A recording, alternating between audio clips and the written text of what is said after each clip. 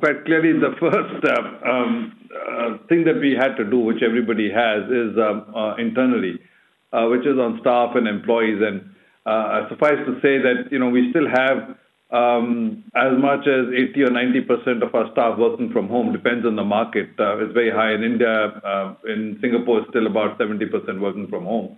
And we've taken all of the usual precautions from a staff health and well-being standpoint, not the least of which is obviously the mental well-being of people.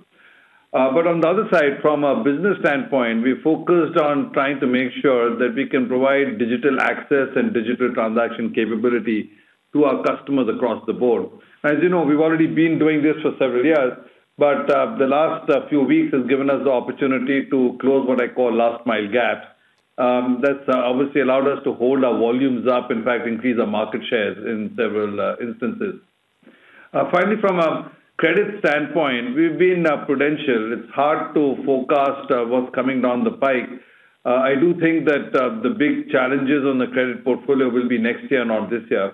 And so what you can do is try to ring-fence your positions and be quite thoughtful about being conservative in your provisioning ahead of time. We've tried to do that as well.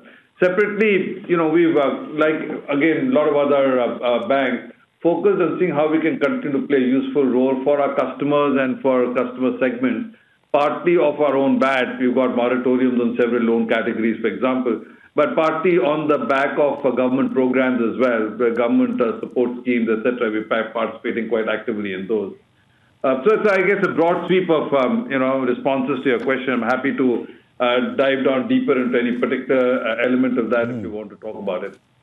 Right, so you think that there could be a hit coming next year, so the second quarter unlikely to be the trough when it comes to the earnings hit. Is that what you're saying?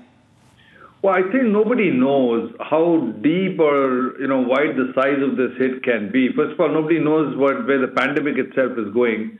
And then in several countries, because you have moratoriums, which are government-backed, you really don't get a good sense for the underlying shape of the credit of the economy even.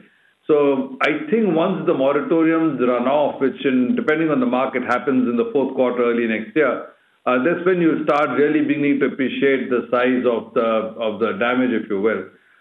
So I think like most other players, we are just trying to buffer up ahead of time. If our assessments are right, we might actually have taken a lot of the credit hits ahead of time.